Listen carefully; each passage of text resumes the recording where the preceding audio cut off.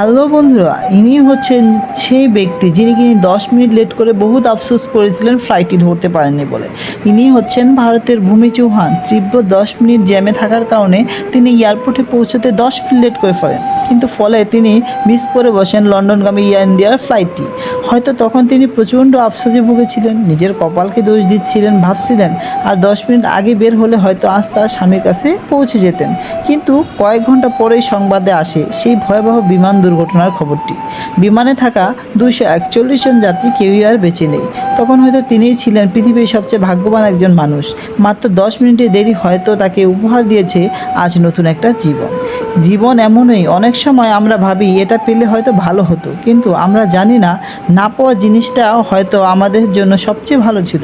আল্লাহ কখনো কখনো আমাদের জীবনে কিছু দেরি দেন, কিছু বন্ধনা দেন, কারণ তিনি জানেন কবে কিভাবে কোন জিনিসটা আমাদের সবচেয়ে উত্তম। তুমি যেটাকে দুর্ভাগ্য ভাবছো সেটা হয়তো তোমার জন্য সবচেয়ে বড় রহমত নিয়ে এসেছি।